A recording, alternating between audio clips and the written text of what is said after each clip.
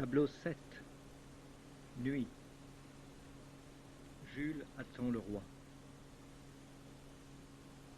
Il entre. As-tu des nouvelles du capitaine Cook?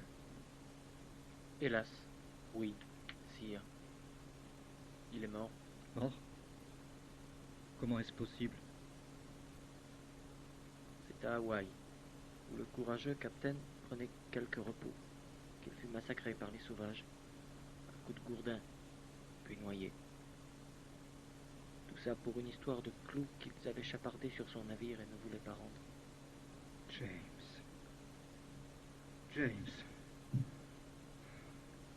Toi qui as pendant des années bravé les glaces de l'Antarctique, les récifs de corail, les tempêtes tropicales, les cannibales crépus, exploré la Nouvelle-Zélande, les Nouvelles-Hébrides, l'Australie, l'île de Pâques, le scorbut, les ornithorynques, les kiwis.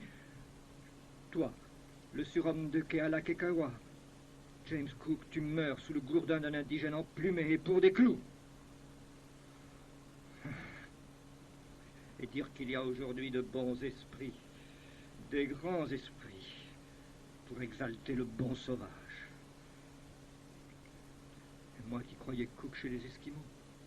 Il se trouvait pourtant bien aux îles Aléoutiennes, vers Bering. Qu'est-il donc allé fabriquer dans le sud? Il paraît qu'un mur de glace haut de plus de 3 mètres lui a barré la route, sire. Le froid, le vent, la neige. Il a voulu aller passer l'hiver à Hawaï. Ça se comprend. Il n'a pas dû souffrir. La petite vérole, elle, fait souffrir. Je crois que je préférerais mourir ainsi, brutalement d'un coup sur la tête, plutôt que d'agoniser interminablement comme Louis XV. Enfin, l'homme contient sa mort comme le fruit son noyau. Bien sûr, sire. Un coup de gourdin sur la tête d'un homme qui découvrait le monde. Une nuit, le fantôme de mon frère Joseph m'a dit: tu sais, Louis, ce qui est sûr, c'est que nous allons souvent où l'on ne veut pas, et que l'on fait plutôt ce qu'on ne voudrait pas faire, et qu'on vit et meurt tout autrement qu'on ne le voudrait jamais, sans espoir d'aucune espèce de compensation. Le fantôme n'avait pas tort. Jules, débarrasse la table, plante les bougies, porte-moi les cartes des services hydrographiques, les mappes-mondes, les globes, les dossiers sur les océans, et du café, beaucoup de café. Je ne vais pas dormir cette nuit. Il ne sera pas dit que les humeurs des sauvages auront raison de nous. Si ce passage du nord-ouest entre l'Atlantique et le Pacifique existe, je l'emprunterai. Je passerai, Jules. Je passerai, et la France avec nous, et toutes les marines du monde dans notre sillage. Je vais suivre tes traces, James. Jules, mes lunettes, mes instruments de mesure, du tabac et du rhum pour faire passer le café. Du rhum, sire? Quelle heure est-il? Minuit. Minuit sonnant. Pile entre la veille et le lendemain. Température intérieure 17 degrés. Il doit faire 11 sur le pont. Sur la terrasse, je veux dire. Maintenant, laisse-moi, Jules. J'ai besoin de calme. Je te remercie. Jules va à son piano. Il joue du Mozart. Le roi est penché désormais sur ses cartes, dans la fumée de ses pipes. Guido, lui, un bandeau de Kalmayer sur ses yeux, entre. Dove la cervanina? Vado a te? Il cattivo lupo arriva e va a divorarti. Questo boschetto sa pas di café. Marie-Antoinette entre. Que se passe-t-il? Le roi n'est pas allé en chasse aujourd'hui? Si, Majesté. Mais une chose terrible vient de se produire. Quoi donc? Le vaillant capitaine Cook est mort. Oh, vous m'avez fait peur. J'ai cru un instant qu'il était arrivé malheur à ce brave Choiseul. Et la mort de Cook met le roi au travail? Pourquoi ça? Le roi s'est fait en honneur, au nom de la France, de trouver le passage. Le passage? Mais quel passage? Celui du nord-ouest entre le Pacifique et l'Atlantique. Ah. Et l'intérêt de ce passage? Énorme, Majesté. Pour la science, le commerce et le prestige de la France. Qu'est-ce se passe-t-il? Le roi dresse une expédition pour trouver un passage. Si nous faisions un pharaon, il nous est impossible d'aller nous coucher tant que le bon Louis travaille. Vous en êtes bien d'accord? Bien sûr, Majesté. Allons-y. Vous ferez la banque. Volontiers, Majesté. L'orage approche. Je vous l'avais dit, Guido. L'air des jardins était trop lourd. Nous partirons de Brest. Nous longerons les côtes d'Espagne, celles d'Afrique. Nous mettrons le cap vers le sud de l'Amérique. Nous contournerons le continent au-delà de la Terre de Feu. Puis le Pacifique. Nous remonterons jusqu'à l'île de Pâques et direction Tahiti. C'est là-haut qu'il faut explorer, là-haut. Il faudra longer ces côtes inconnues. Peut-être se trouve-t-il un golfe qui permettrait de rejoindre la baie d'Hudson. Ensuite, nous irons jusqu'au détroit de Bering pour rejoindre le sud du Kamtchatka. Nous longerons les îles Kuriles, le Japon, Formose, Macao, les Philippines. Il y a plein d'îles à identifier. Puis l'Inde et come back to l'Europe. 3 ans de voyage. Lui qui ne sort jamais. Gagné, Majesté. Il n'est pas allé plus loin que Cherbourg. Gagné, Majesté. Les terres lointaines le passionnent. Celles qui lui sont proches le laissent indifférent. Pas une seule tournée dans son propre pays. Ah si, Cherbourg, à cause de la mer, certainement. Gagné, Majesté. Catherine de Médicis avait parcouru tout son royaume en carrosse, elle. Louis est un voyageur immobile. Excusez-moi, Majesté, vous perdez tout le temps. Alors, je le sais bien. Continuons. J'ai épousé un marin qui navigue à travers les Atlas. C'est moins dangereux. Comment est-il mort, ce cher Cook? Encore gagné, Majesté. Du coup de gourdin d'un sauvage. Oh, il faut se méfier des naturels. Ils ignorent l'étiquette. Vous aimez la pluie? J'ai horreur de l'eau et j'aime la pluie. Allons aux étages supérieurs, nous la regarderons tomber. Je perds combien? 12 livres, Majesté. Marie-Antoinette sort, suivie de Guido. La Pérouse. La Pérouse, je confierai cette expédition à La Pérouse. Il a été un excellent officier de marine pendant la guerre d'Amérique. Galope de La Pérouse, c'est une très bonne idée, très bonne. Très bonne idée, sire. Ils sont sortis? Qui ça, sire? Marie et le joueur de mandoline, de grosse mandoline, étaient là il y a un instant. Je n'aime pas trop ce Casanova de Faubourg. Il est sans aucun fond, comme sa Venise. Ce garçon a quelque chose d'éphémère, tu ne trouves pas? Antoinette a beaucoup perdu. Non, sire. On n'est pas à Venise ici. Je ne veux pas que ce lieu devienne un casino. Il est bon comme musicien? Irréprochable, sire. Mais comme tous les Italiens... Bon. La Pérouse. Il a en outre un sens très sûr des affaires. Il saura nous dire si les îles proches du Cap Horn sont favorables à la pêche à la baleine. Puis les Philippines seraient une bonne base en cas de conflit avec l'Angleterre. La Pérouse, c'est une excellente idée. Un garçon très sympathique, par ailleurs. Ils sont allés où avec un temps pareil? Regardez tomber la pluie. Ah, bonne idée. Le monde est très grand, plein de contrées magnifiques. Les plantes, les racines, les fruits, les semences. Il y en a des choses à étudier là-bas. Peut-être trouve-t-on de l'opium dans les îles Kuriles. Peut-être, sire. Important, l'opium. Ils sont à l'étage supérieur. Je suppose, sire. Il est vrai que là-bas, on peut dominer tout le parc. La pluie criblant l'eau des bassins, c'est peut-être magnifique, en effet. Du camphre et du quinquina aussi. Et de l'ipecacuana. Et de l'ipecacuana, tu as raison. Tu as raison. De l'ipecacuana et du camphre. La Pérouse, parfait. Les Français veulent une idole, ils l'auront. L'orage est au-dessus de nos têtes. 6h07.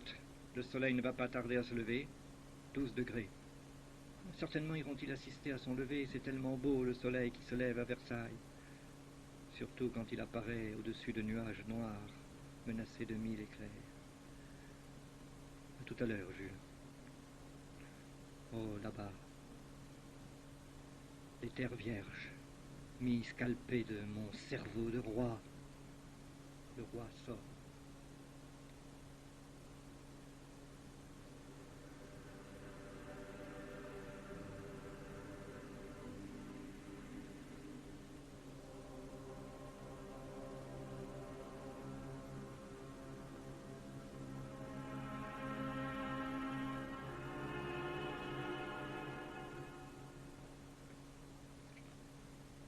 Tableau 8. Jour.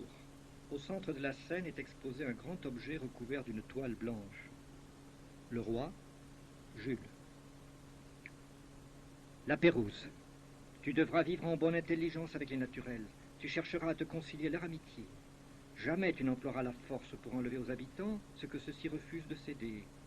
Tu useras de la douceur et de l'humanité envers les peuples que tu visiteras au cours de ce voyage. Tu tâcheras d'améliorer leurs conditions en leur procurant les légumes, les fruits et les arbres d'Europe, en leur renseignant la manière de les semer et de les cultiver. La Pérouse, si les circonstances impérieuses t'obligeaient à faire usage de la supériorité de tes armes sur celles des peuples sauvages, tu ne le feras qu'avec la plus grande modération. Dans tous les autres cas, si tu peux obtenir l'amitié des sauvages par les bons traitements, cherche à la consentir par la crainte, les menaces. Mais tu ne recourras aux armes seulement pour ta défense, et dans les occasions où tout ménagement compromettrait décidément la vie des Français dont la conservation t'est confiée. Bon voyage, la Pérouse. Montre-nous le grand passage. Et fais vite, les Bourbons ne vivent jamais vieux. Louis ôte le drap blanc de l'objet exposé. Apparaît l'ancre neuve, magnifique d'un bateau. Je l'ai faite en une nuit, dans une température ambiante de 51 degrés. C'est le plus bel objet que j'ai jamais forgé ici. 14 heures. Température versaillaise, 18 degrés.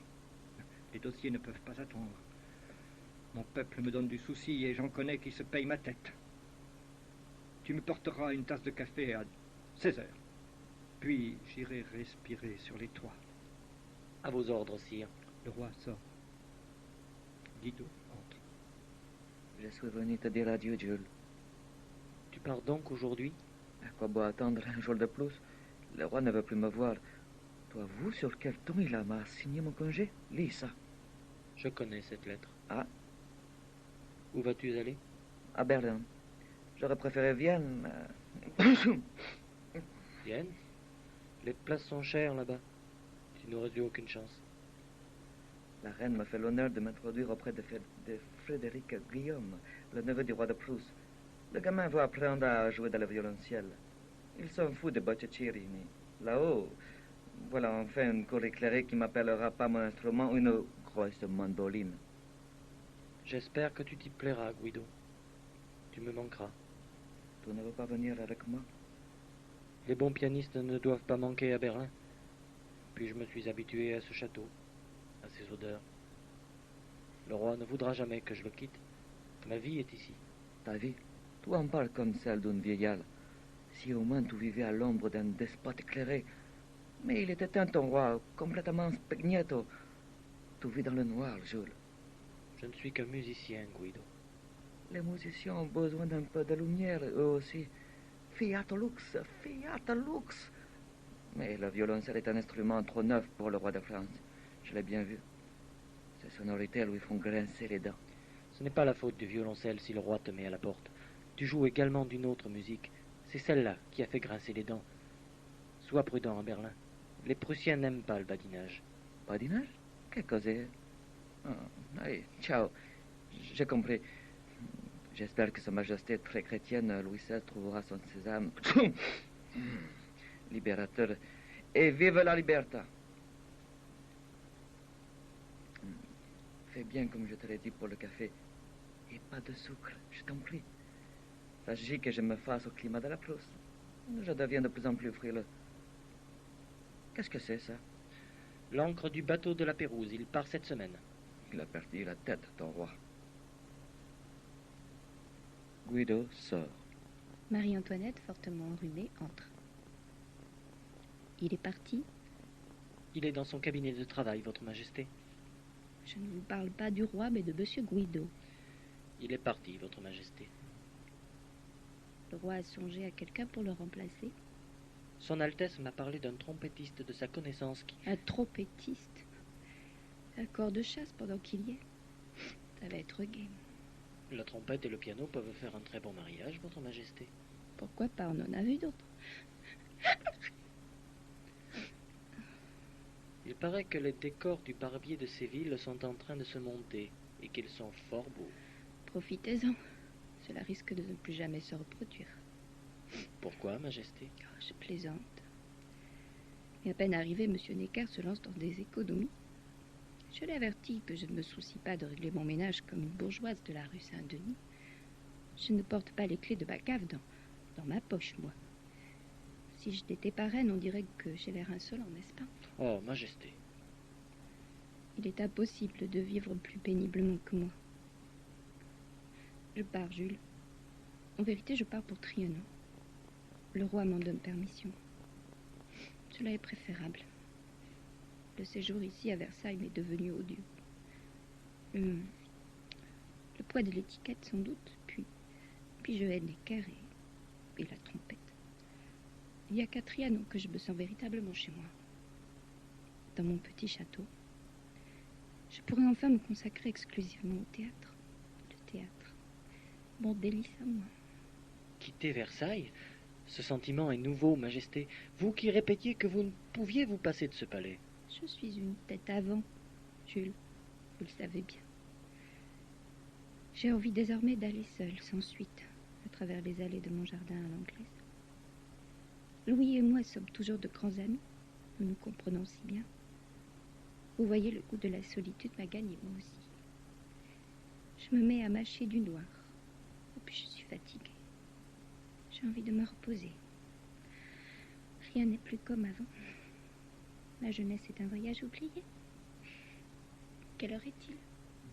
15h18. Température intérieure 32. Près de la rivière ombragée de saules pleureurs, juste en face de la fenêtre de ma chambre, j'ai décidé de faire élever un temple. Le temple de l'amour.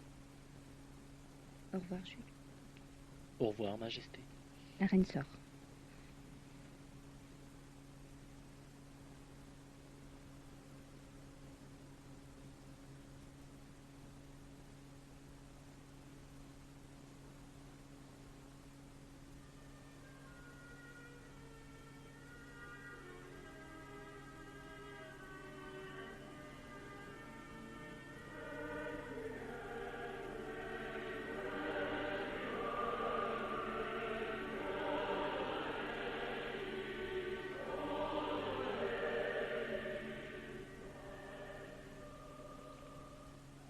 Tableau 9.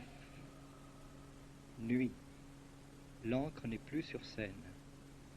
Jules seul est assoupi sur son piano. Le roi entre.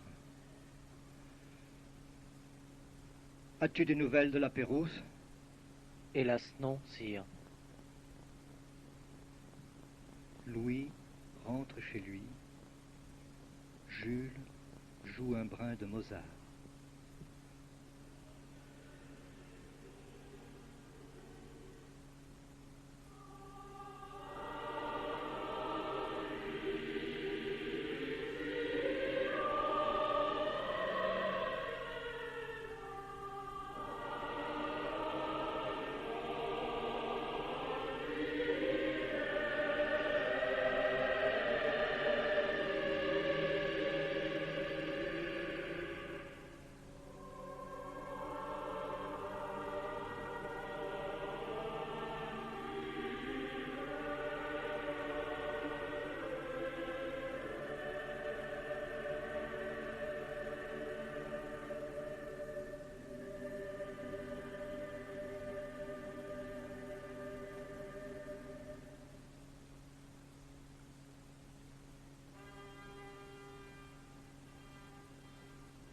Vous venez d'entendre la lecture presque entière de Louis, de Jean-Louis Benoît, avec Claire Ventu dans le rôle de Marie-Antoinette, Éric Dousseau dans le rôle de Jules et Jean-Luc Réel dans le rôle de Guido.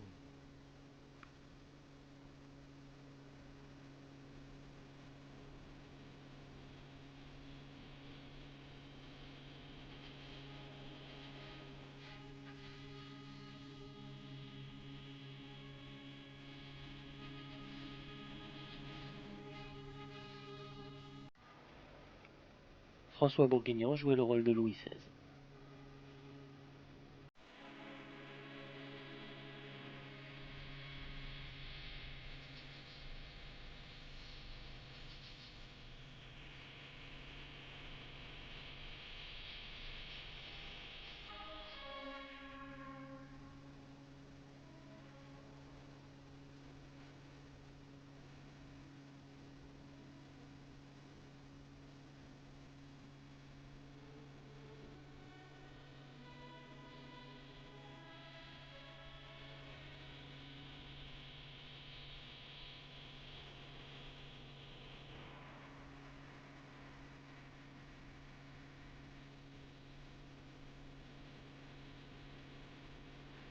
La musique est, je le rappelle, le Requiem en ut mineur à la mémoire de Louis XVI de Cherubini par les Ambrosian Singers et le Philharmonia Orchestra, direction Riccardo Muti.